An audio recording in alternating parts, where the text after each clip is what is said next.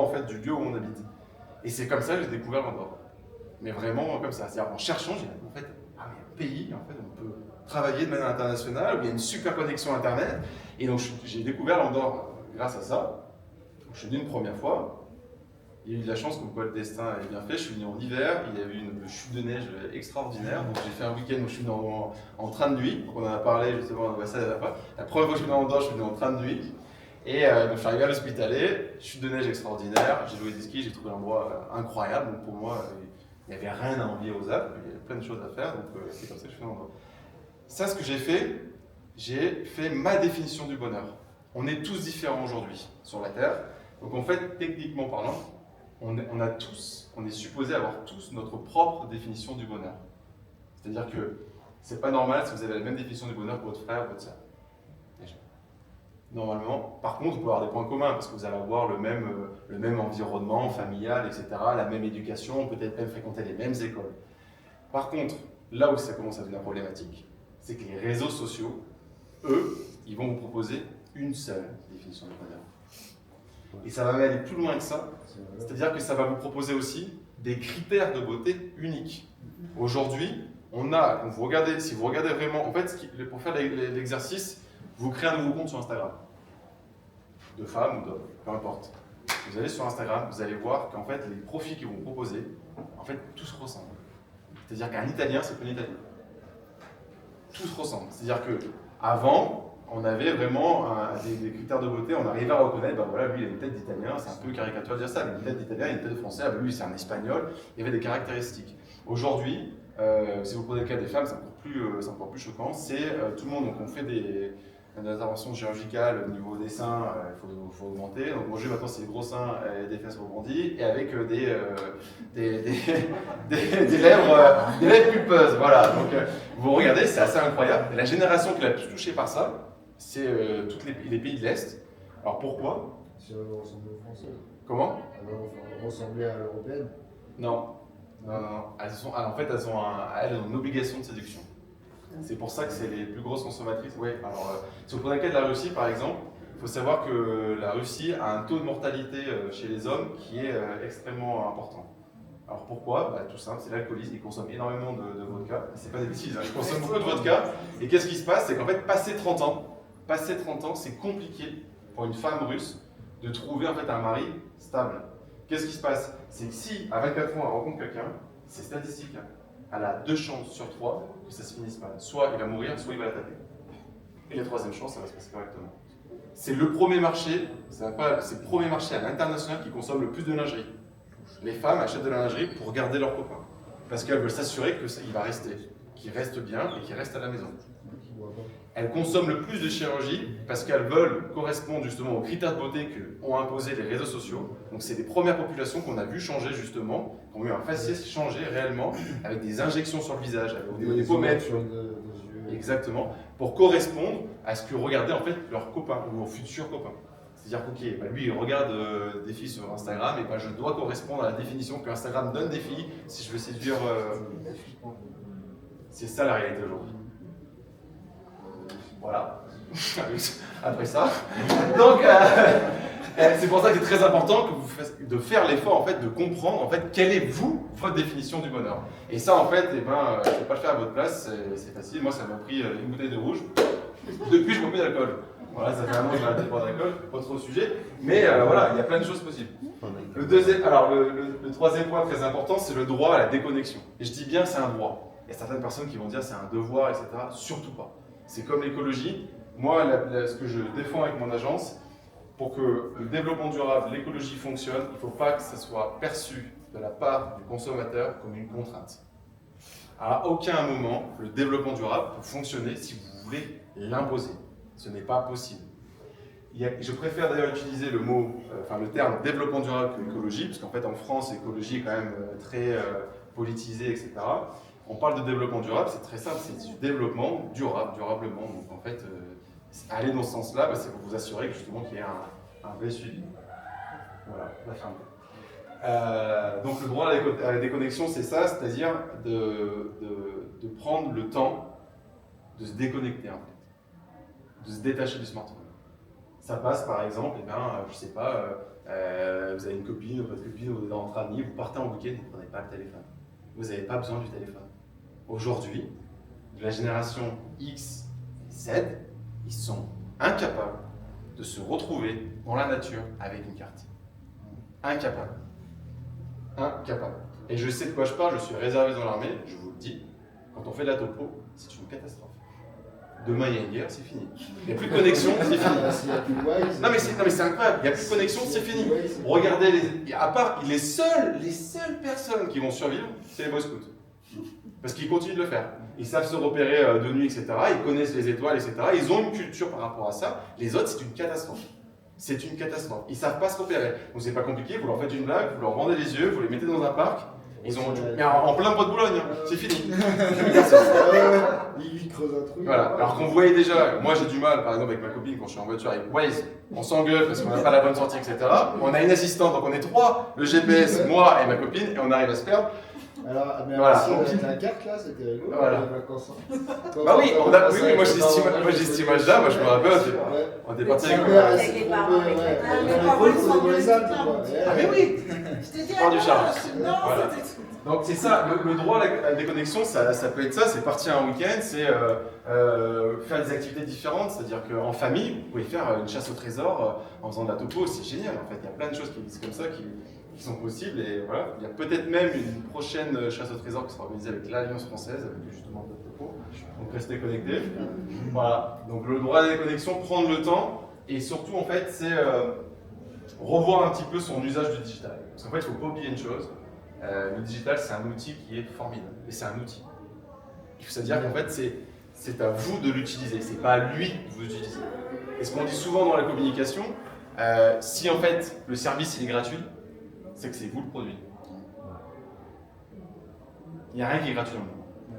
Donc quand vous consommez du Google, vous consommez Instagram, etc., c'est que c'est vous le produit. C'est votre data. Ça, il faut en avoir conscience quand même. Moi, j'arrive. Alors, je vous explique rapidement par rapport à ça. Instagram, moi, je l'ai connu. Donc, j'étais au Canada, c'était il y a à peu près 10-11 ans. C'était le début d'Instagram, c'était le truc incroyable. On postait des photos, elles étaient minables. Il y avait 3 filtres, c'était dégueulasse. Mais on allait sur Instagram parce que c'était quelque chose de nouveau. Voilà, moi, je me rappelle, ma première photo Instagram, elle était claquée au sol, c'était pourri. Mais on avait ce truc-là. Ah, mais c'est génial! C'est-à-dire que ma mère pouvait voir ce que je faisais alors que j'étais à l'autre bout du monde. Et pas besoin de lui envoyer directement. Pas besoin de l'envoyer directement. Et à l'époque, on n'avait pas les bandes passantes, c'est-à-dire qu'il fallait que je sois connecté à une Wi-Fi. Mais si je lui envoyais, ça me coûtait 45 € de. Comme ça, elle prenait exactement. Elle voyait, elle était tranquille. Au moment où j'ai créé mon agence, j'ai supprimé mon compte Instagram personnel. Pourquoi? Parce qu'en fait, en travaillant avec les maths, je me suis rendu compte, je me dis, en fait, mais à quel moment vous partagez des images de votre vie à des gens en public? Je comprends pas. En fait, à quel moment? Alors, à moins que vous fassiez de l'argent.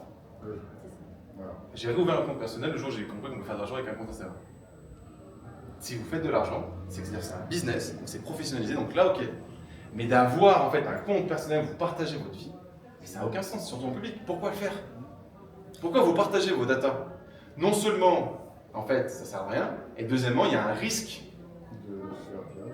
Il y a un risque. Aujourd'hui, on ne compte plus maintenant le nombre justement de cambriolages qu'il y a parce que justement, on se rend compte qu'un tel est en vacances, etc. Des filles qui se font suivre, avec des conséquences catastrophiques justement derrière, parce qu'on peut les traquer par rapport justement aux différents postes. C'est un traceur, Voilà.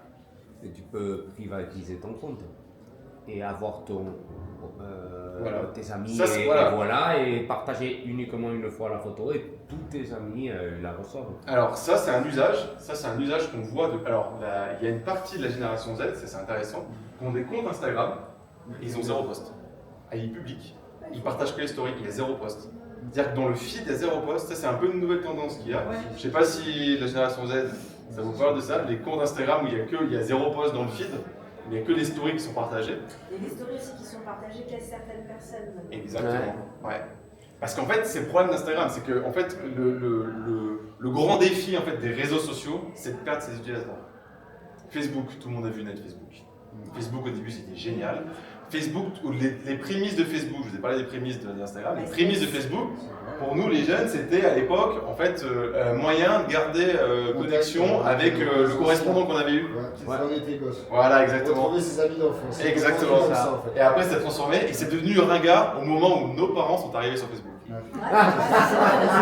Et aujourd'hui, Retrouver nos parents sur Facebook. Et aujourd'hui, rien que les parents. exactement. Et aujourd'hui, en fait, plus personne sur Facebook.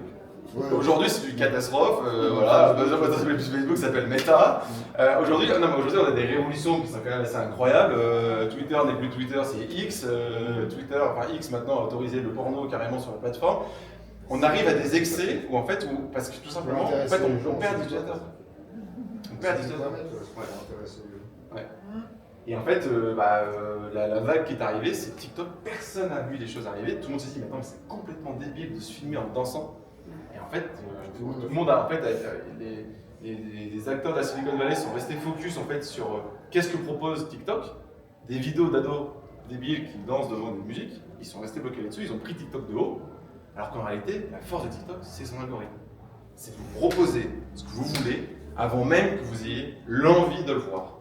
C'est pour ça que TikTok est si addictif.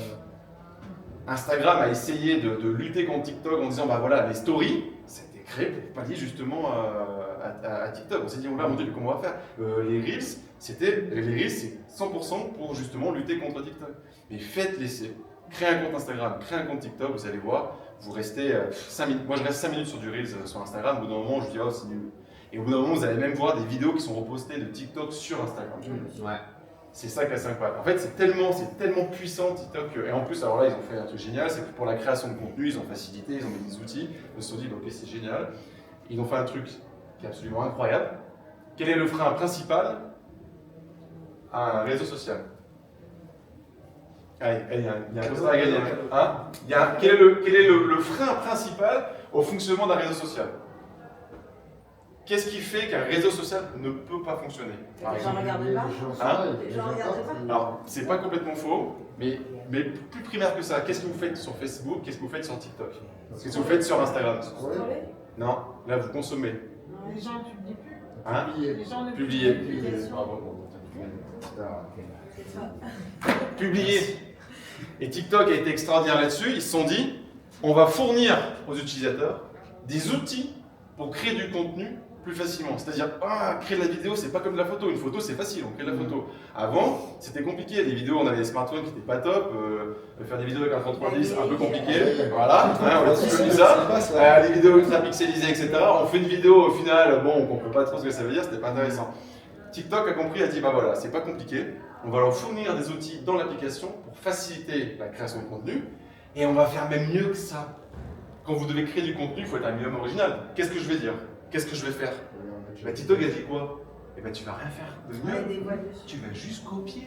La tendance de TikTok, c'est j'ai vu cette vidéo-là, je veux faire pareil, je copie. Et ça devient viral comme ça, par rebond. On ne crée plus. C'est ça le problème, c'est qu'en fait, la grosse force du digital, c'est la création de contenu. C'est la possibilité de faire plein de choses. Et TikTok a dit, nous, tout ce qu'on veut, c'est qu'il soit sur la plateforme. Si on veut qu'il reste sur la plateforme, on ne peut pas uniquement avoir des utilisateurs qui regardent. Parce que si c'est un utilisateur qui regarde, qu'est-ce qui se passe? Ça s'éteint. Exactement, ça devient Facebook. Facebook s'est éteint parce qu'en fait, il n'y avait plus d'intérêt à créer du contenu sur Facebook. Honnêtement, aujourd'hui, vous allez sur Facebook pour quelle raison? Les anniversaires. C'est vrai. Je ne connais pas les dates d'anniversaire de mes parents et de mes frères parce que c'est Facebook qui me propose. Voilà. C'est ça la consommation et c'est pour ça que Facebook est mort. À cause de ça. Et TikTok l'a compris, il s'est dit non seulement on va les abrutir, et en plus on va les fournir. Exactement. Ça, et puis Facebook, c'est que des pubs maintenant. C'est que des pubs. Alors, pourquoi c'est que des pubs? T'as 10 pubs pour une Pourquoi c'est que des pubs? Non, parce qu'il n'y a plus de contenu. Parce qu'il n'y a plus de contenu. Voilà, donc à part. Voilà, vous avez compris un peu. Bon, voilà.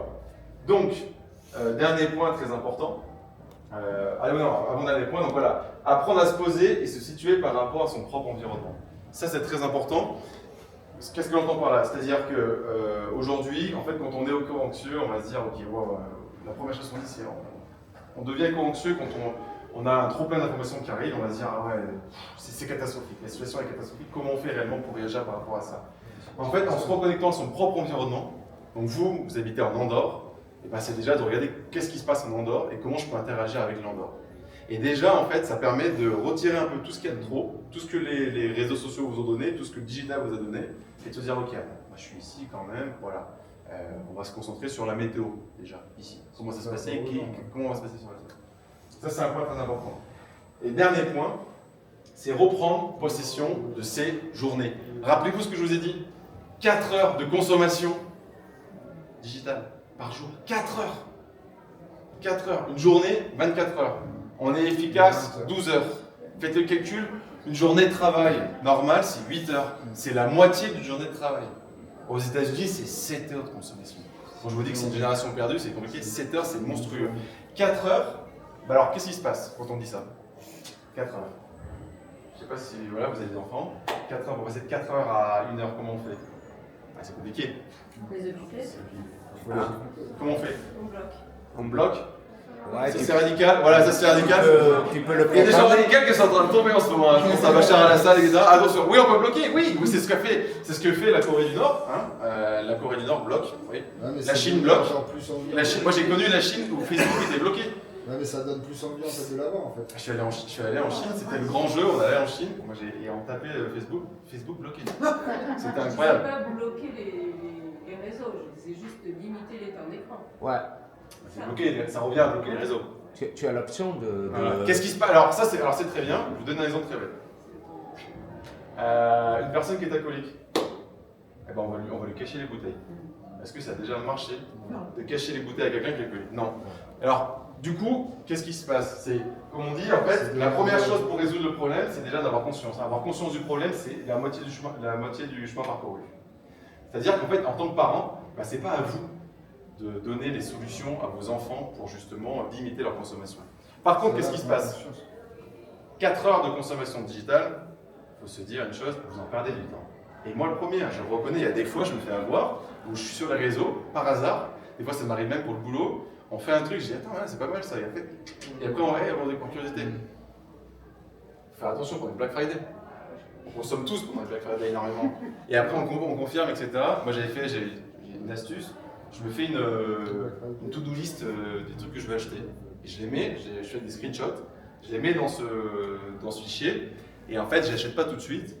Et si j'y repense encore, bah, c'est que j'en ai vraiment besoin. Et si j'ai oublié, bah, c'est que je n'ai pas vraiment besoin, donc j'achète pas. Sur TikTok, j'ai des collections remplies de choses que je ne suis jamais retournée voir. Et ben sur les Black Friday, je me suis rendu compte. C'est comme ça que je me suis rendu compte qu'il y en a qui gonflaient les prix, ils te mettent moins 40%, alors qu'en réalité, le prix n'était pas. Et en fait, on ne fait pas attention au prix réel. Donc voilà. Et ben en fait, c'est ça, c'est reprendre possession de ces journées, c'est de se dire, ok, bah, un adolescent, son activité principale, c'est d'aller à l'école. Ok, donc qu'est-ce qu'il fait quand il rentre de l'école?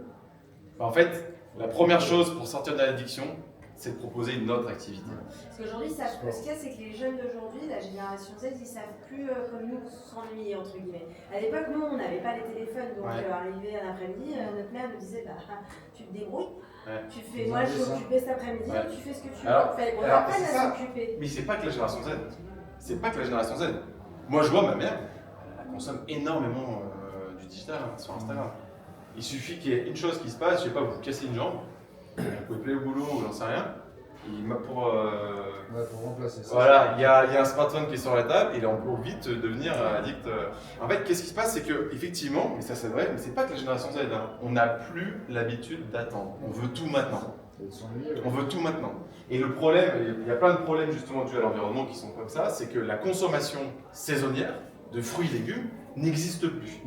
Demandez à quelqu'un de la génération Z de vous dire qu'est-ce qu'on consomme comme fruits et légumes. Cite-moi 5 légumes qu'on consomme en hiver. Bam. Ah, le petit marron, il n'y en a pas beaucoup qui connaissent. Et ben, c'est ça le truc. C'est-à-dire qu'on a oublié, c'est du naturel de consommer des tomates en plein hiver. Et quand on leur dit, maintenant, ça va être tomates en plein hiver, il y a un problème. Ah bon? Non. Et en fait, et c'est malheureux parce que on a perdu.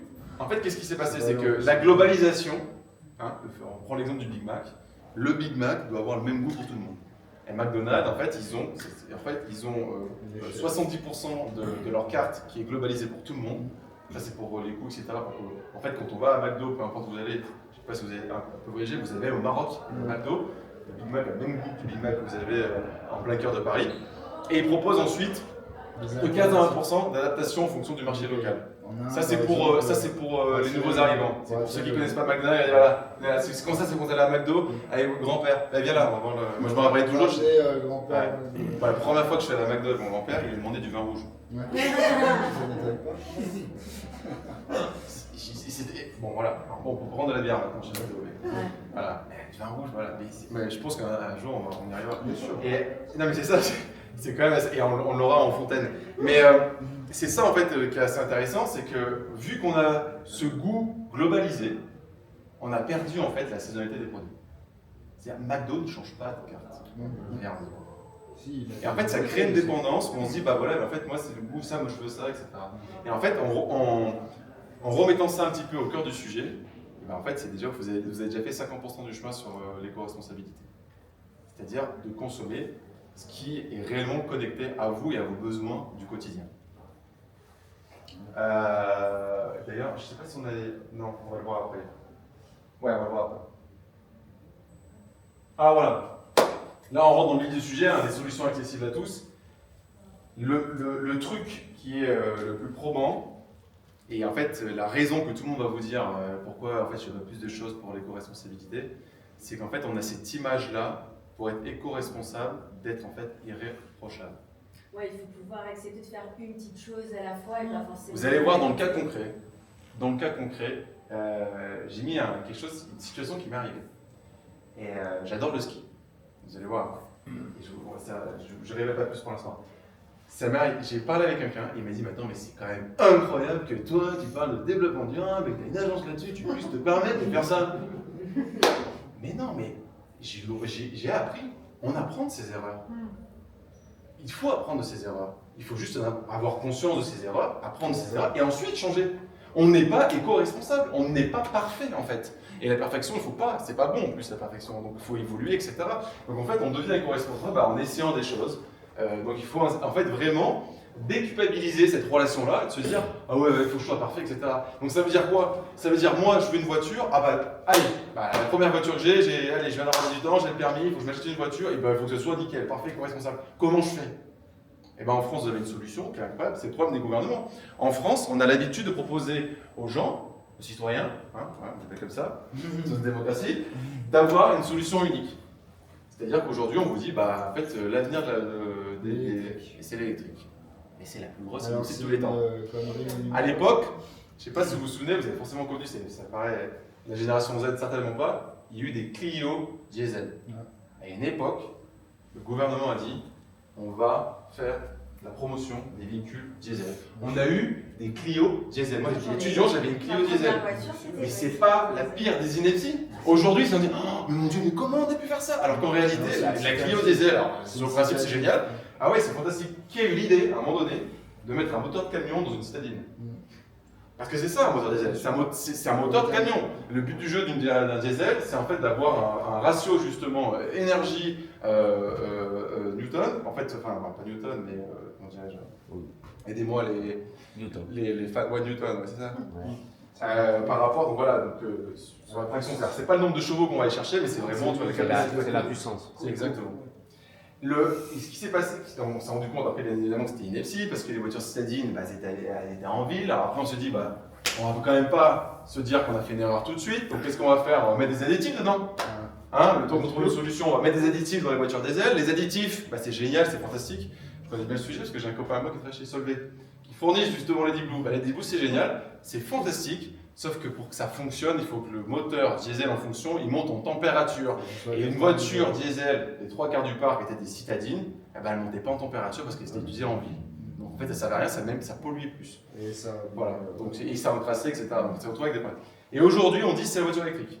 La voiture électrique, c'est pareil, c'est pas une bonne idée. Alors attention, pas une bonne idée, bonne idée.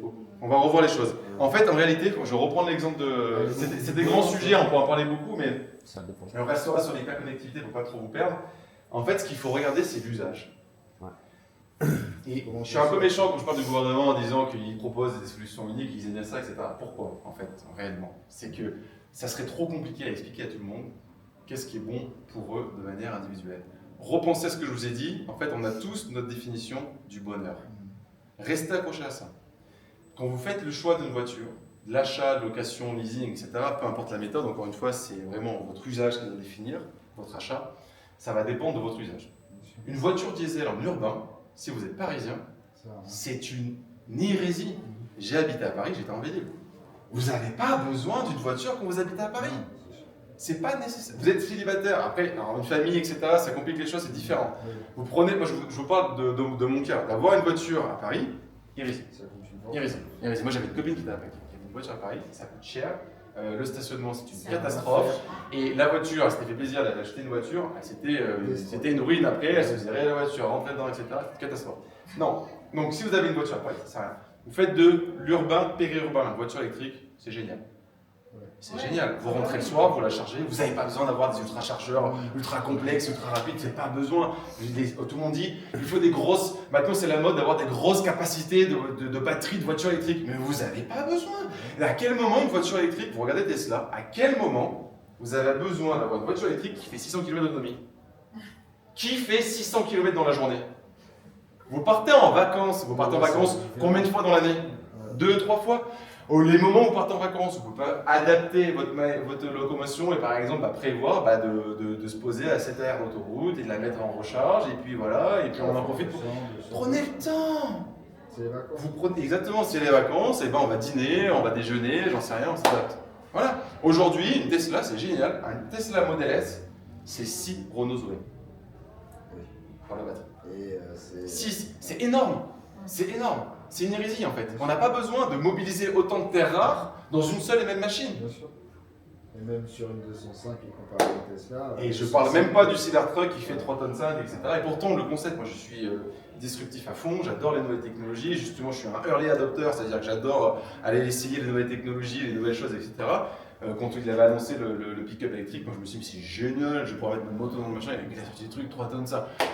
Voilà, c'est hérésie absolue. En fait, ce qui se passe, c'est qu'une voiture électrique, pour qu'elle fonctionne déjà, avant même l'autonomie, il faut qu'elle soit légère.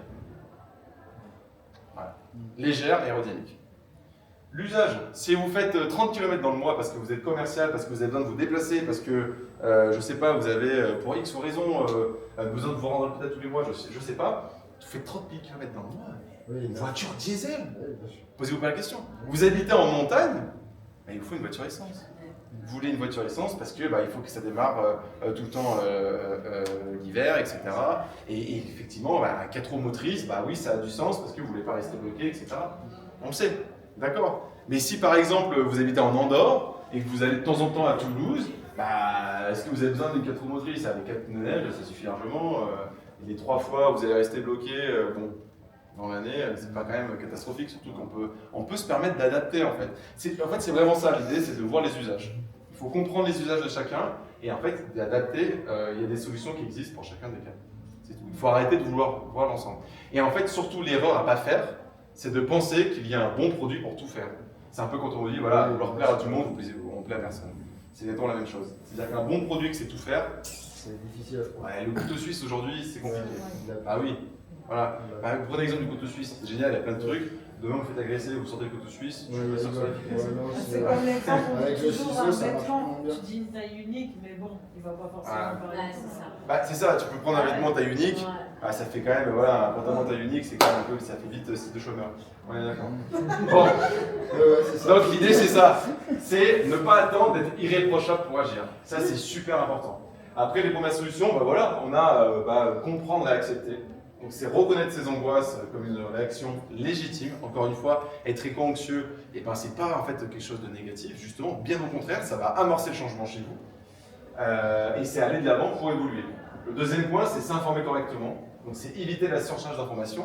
Et là où les parents peuvent intervenir justement sur le digital, c'est sur la manière dans laquelle les ados ils vont s'informer sur Internet. Là, par contre, c'est intéressant. Là, c'est beaucoup plus compliqué de leur réduire le temps de consommation. Et par contre, de leur dire, tant qu'à être sur le digital, autant que ça soit intéressant. Et d'aller voir justement des bonnes plateformes, vérifier l'information. En fait, il y a une part d'éducation très importante. C'est-à-dire, OK, d'où tu sors cette information, la vérifier, etc. Il y a des sites aujourd'hui maintenant où si vous avez un doute, vous pouvez mettre une photo, on va vous dire si c'est une photo qui est faite par une IA, on peut le traquer, etc. Il y a plein de choses qui existent. Voilà. Aujourd'hui, vous avez un gros business sur les réseaux sociaux, qui sont ce qu'on appelle les e-influenceuses. Donc ce sont des fausses personnes créées par l'IA qui vont essayer d'arnaquer les gens, etc. Exact, il y a même, effectivement, il y a même des tu mérites bien de reposer. Il y a des comptes OnlyFans, effectivement. Et ça, voilà, même, je veux dire, j'en parlais tout à l'heure, notre génération, on a vu naître. Avec ça, quoi, c'est dingue. Oui, mais oui, c'est incroyable. 30 000 par an, quoi. Il y a eu, en fait, nous, on est né on a vu la génération relation Tinder. Et maintenant, la nouvelle génération, la génération Z, c'est une génération de consommation de contenu via OnlyFans. Maintenant, c'est une catastrophe. Voilà. Deuxième point, s'informer correctement, donc éviter la surcharge d'informations, voilà, c'est ce que j'ai dit, et se concentrer sur les solutions. Mais les solutions à appliquer que vous pouvez appliquer au quotidien. Ça ne sert à rien de vouloir réfléchir à comment je vais sauver l'Amazonie, vous n'allez rien faire. Il faut arrêter de croire ça. Il faut arrêter de croire aussi d'acheter un produit et pour se déculpabiliser de l'achat de ce produit. En fait, la vraie question qu'il faut se poser, c'est est-ce que j'ai vraiment besoin de ce produit? D'accord? Si vous achetez un produit et pour vous déculpabiliser, vous l'achetez parce que oui, il propose de planter des arbres. Si vous prenez l'avion, Air France le propose. Air France propose de, voilà, vous pouvez donner machin et on va compenser en CO2 votre vol d'avion. En fait, de base, si vous n'avez pas besoin de prendre l'avion, vous pouvez faire en train, prenez le train. Ah, ça évitera d'inventer des compensations. Qui va vérifier qu'il a planté bien, l'arbre? Voilà. Et surtout, arrêtez de penser que de planter des arbres, c'est bon.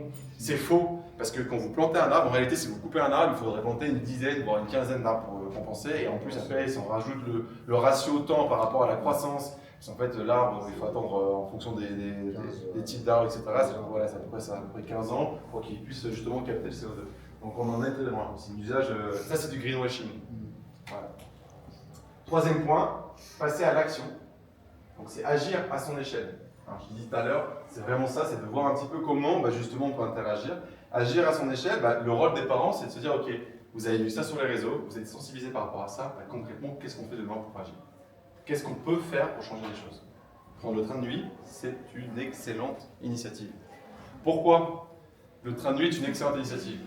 Le train de nuit, vous pouvez payer 50 € ou 500 € le billet, c'est le meilleur investissement que vous allez faire. Pourquoi? Parce que quelqu'un a la réponse. Il y a un poster à gagner là. Pourquoi le train de nuit est si incroyable? Le train de nuit propose une chose qui est incroyable. Il y a un argument à dire. Fais moins d'arrêt. Hein? Il fait moins d'arrêt. Il fait moins d'arrêt? Non. Il y a une raison pour laquelle il faut prendre le train de nuit absolument. Si vous êtes sur la Terre aujourd'hui, vous avez besoin de prendre le train de nuit pour une raison irréfutable. Que tout le monde a besoin de ça à la même échelle. Que vous soyez smicard, que vous gagnez je ne sais pas combien par mois. C'est moins cher. Hein? Non, peu importe le niveau de revenu.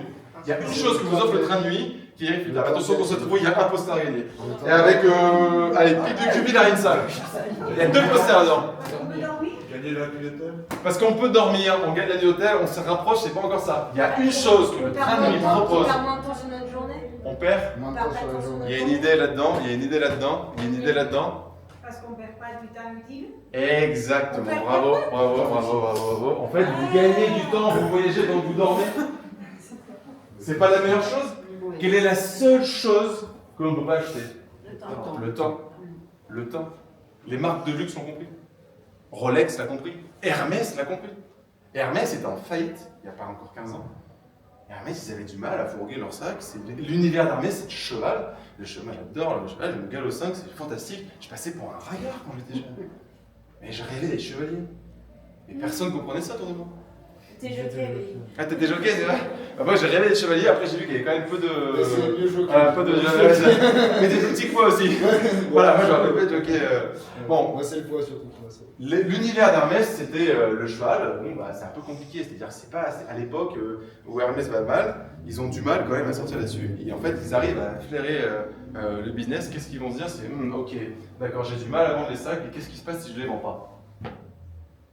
Et ben, je crée la rareté. Ouais. Et qu'est-ce que je veux faire? Ah bah ok, très bien, d'accord, ok. La reine, l'héritière de Dubaï, je sais pas trop quoi, elle veut mon sac Birkin. Aïe, faut attendre 8 mois. Au début, ils ont commencé comme ça. Ah, vous voulez un sac? Très bien, les ateliers d'Hermès sont juste au-dessus. Vous pouvez venir, vous choisissez vraiment la manière dans laquelle vous voulez votre sac, quel cuir, les couleurs, les assemblages, etc. Par contre, on vous le fabrique pour vous. Il faut attendre, on a créé l'attente. Et de ça, on est passé à un extrême encore pire, où c'est par exemple, ah bah non, vous ne pouvez même pas le créer pour vous, c'est plus disponible. Ouais. Ce qui fait que le sac que vous payez 8 000 €, c'est quand même déjà pas mal pour un Birkin, il finit à sort du 30. magasin et il en coûte 18. Il est fini à 30. Ouais, et il finit à 30 sur certains, effectivement. Et ça, voilà, c'est ça. Et en fait, Hermès a compris ça. Rolex, c'est pareil. Ah, c'est même politique. Rolex, c'est la même chose. Vous allez chez Rolex, faites le test, hein, vous pouvez le faire. Et pourtant, là, en ce moment, le monde de l'horlogerie a été. Vous allez chez Rolex, bonjour, vous allez là-bas, bonjour, je voudrais tel modèle, je veux une Submariner, la plus connue. Oh, je veux une Submariner. Bah non. Bah non, il n'y a pas de Submariner. Et ils vont vous dire, mieux que ça, ah, vous voulez une Submariner, c'est un monde de vos rêves. Intéressant. Moi, ce que je peux vous proposer, c'est d'acheter une Lady Dust, un truc pourri. Et il faut quand même sortir à 5 000 €. Et en fait, il faut en acheter 3 comme ça pour être mis après sur les attentes pour avoir ça que vous voulez. Pour acheter une Submariner qui est en acier, qui coûte